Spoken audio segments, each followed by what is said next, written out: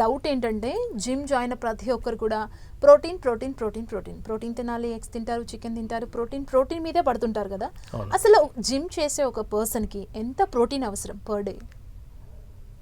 Madam, బాడీకి protein ఒకటే కాదు, బాడీకి కావాల్సిన అన్ని విటమిన్స్, మినరల్స్ ప్రతిదీ అవసరం. ఈవెన్ ఫ్యాట్స్ కూడా అవసరం, గుడ్ ఫ్యాట్స్ కూడా అవసరం. అవన్నీ దొరికే ఫుడ్డే తీసుకోవాలి. జనరల్గా వీళ్ళు ప్రోటీనే తీసుకోవడం ఎందుకు అంటే వాళ్ళకి మజిల్ బల్ పెరగడానికి ప్రోటీన్ కోసం చూస్తారు. అదొకటే సరిపోదు, దానితో మనకు ఫ్యాట్స్ అవసరం. మంచి ఫ్యాట్స్ ఉంటాయి, గుడ్ ఫ్యాట్స్ ఉంటాయి, బ్యాడ్ ఫ్యాట్స్ ఉంటాయి. ప్రోటీన్స్, విటమిన్స్, మినరల్స్ ఇవన్నీ బాడీకి అవసరం. కాల్షియం, మెగ్నీషియం, ఈ ప్రతిదీ మన బాడీకి అవసరం.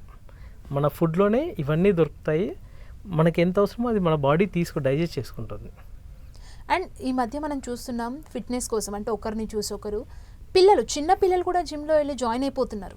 అసలు జిమ్లో జాయిన్ అవ్వాలంటే ఏజ్ ఎంత ఉండాలి మినిమం? యాజ్ ఎ డాక్టర్ ఏం చెప్తారు?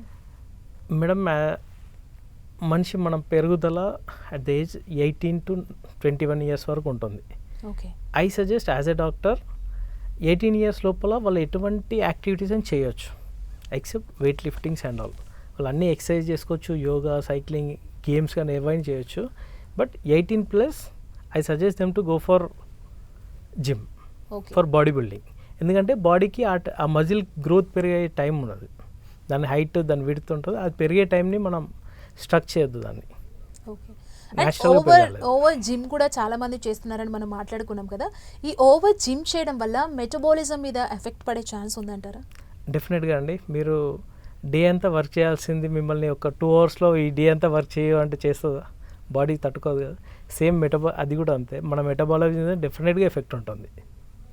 అంటే మనం ఓవర్గా వర్కౌట్ చేస్తున్నాం అని మనకు తెలిసినప్పుడు, బాడీ పెయిన్గా ఉన్నప్పుడు, ఇంకా మనకు అవ్వట్లేదు, మన బాడీ ఏదో హింట్ ఇస్తుంది అన్నప్పుడు ఇమ్మీడియట్గా హాస్పిటల్కి వెళ్ళిపోయే అంతవరకు కూడా వస్తుందంటారా జిమ్ చేయడం వల్ల? డెఫినెట్గా వస్తుందండి. చాలామంది పెయిన్స్తో మా దగ్గరకు వస్తారు. సార్ మేము జిమ్లో జాయిన్ అయ్యాం, 1 week అవుతుంది, కాళ్ళు వస్తలేదు, మెట్లు ఎక్క రావడం లేదు, మెట్లు దిగ రావడం లేదు, ఇలాంటి కంప్లైంట్స్తో వస్తారు.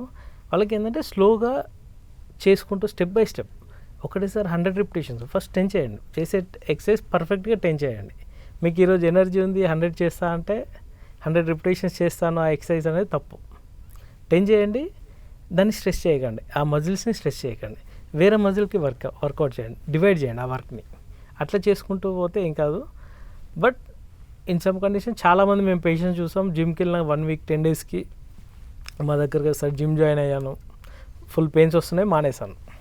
ఓకే, ఇదే కంప్లైంట్. ఓకే. అండ్ ఇంకొకటి ఏంటంటే ఓవర్గా ఇప్పుడు మనం మాట్లాడుకుంటాం కదా, ఓవర్గా జిమ్ చేయడం, బాడీ పెయిన్స్ తెచ్చుకోవడం, ఇదే ఇలా కంటిన్యూ చేయడం వల్ల మనకు ఫర్దర్గా ఫ్యూచర్లో ఏమైనా ఇష్యూస్ వచ్చే ప్రాబ్లం ఉందా, అనారోగ్య సమస్యలు? డెఫినెట్గా వస్తుందండి, డెఫినెట్గా వస్తుంది. కంటిన్యూస్గా లైఫ్ లాంగ్ అయితే ఆ ఎక్సర్సైజ్ చేయలేము కదా, అంత ఓవర్గా కంటిన్యూగా లైఫ్ లాంగ్ చేయం. యంగ్ ఏజ్లో వాళ్ళు చేయగలుగుతారు, but after some age they have to decrease the exercise. దానికి ఒక ట్రైనర్తో స్పెషల్గా ట్రైన్ అవుతూ తగ్గించుకోవడం కూడా బెటర్. ఎలా స్పెషల్గా ట్రైన్ అవుతూ పెరుగుతారో అలాగే స్పెషల్గా ట్రైన్ అవుతూ తగ్గాలి. ఓకే. ఒకటేసారి ఎక్సర్సైజ్ ఆపేయడం కూడా మంచిది కాదు. అండ్ ఇంకొక డౌట్ ఏంటంటే జిమ్కి వెళ్ళే వాళ్ళు ఎన్ని వాటర్ తాగాలి? ఎందుకంటే జిమ్లో ఎక్కువగా వర్కౌట్ చేస్తుంటారు, స్వెట్ అంతా బయటకు వచ్చేస్తుంది. కాబట్టి నార్మల్గా ఉన్న పర్సన్కి, జిమ్ పర్సన్కి వాటర్ క్వాంటిటీ పెంచాలా? డెఫినెట్గా అండి. స్వెట్టింగ్ ఉంటుంది, బాడీ డిహైడ్రేట్ ఉంటుంది. నేను చెప్పింది మినిమం 6 to 7 liters. జిమ్కి వెళ్ళే వాళ్ళకి అట్లీస్ట్ 8 to 9 liters దాకా వెళ్ళొచ్చు. ఓకే. సో ఉమెన్ అయినా సరే ఎక్కువ వెళ్ళాల్సిందే అంటారు. అంటే for every 10 kgs 1 liter of water calculation, rough calculation అని చెప్పి for every 10 kgs of the body 1 liter of water. Okay. It depends on individual.